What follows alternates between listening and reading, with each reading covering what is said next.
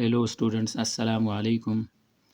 आज हम पढ़ेंगे class 9th biology chapter number 3 का एक टॉपिक है बेसिस ऑफ क्लासिफिकेशन, यानी ग्रुप बंदी जब ऑर्गेनिजम्स की हम करते हैं तो उसकी बेसिस।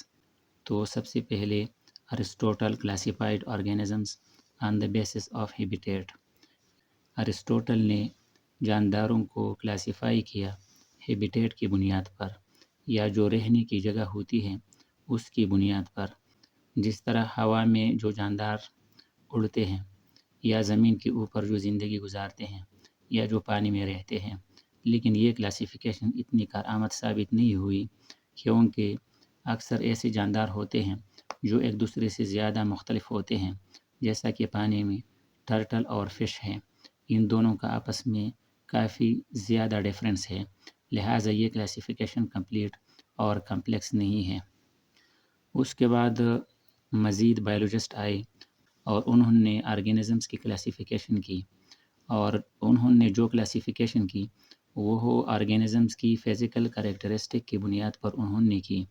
और वो ये है कि उन्होंने ये देखा कि प्रोकैरियोटिक ऑर्गेनिजम्स को यूकैरियोट से अलग रखना, यूनिसेलुलर ऑर्गेनिजम्स को मल्टीसेलुलर से अलग रखना, यानी इन दोनों को आपस में एक ग्रुप में नहीं रख सकते।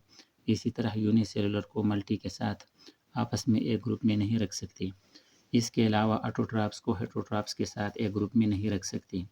लिहाजा ये तीनों जो करैक्टरिस्टिक्स हैं ये फ़िज़िकल करैक्टरिस्टिक्स हैं, और इनकी बुनियाद पर बायोलॉजिस्ट ने मुख्तलिफ़ क्लासिफिकेशन की, लेकिन ये भी कंप्लीट क्लासिफिकेशन नहीं है।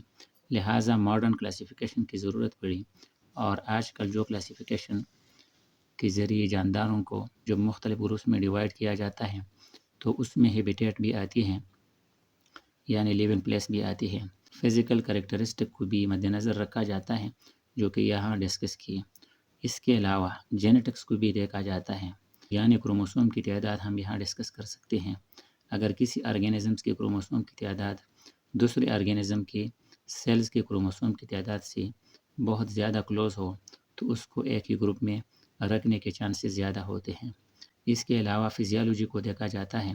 फ़िज़ियोलॉजी में जो फंक्शंस होते हैं उनके बॉडी के, उसी के हिसाब से उनको एक ग्रुप में रखा जाता है, या अगर फ़िज़ियोलॉजी दो ऑर्गेनिज़म्स की मुख्तलिफ हों तो उनको अलग किया जाता है।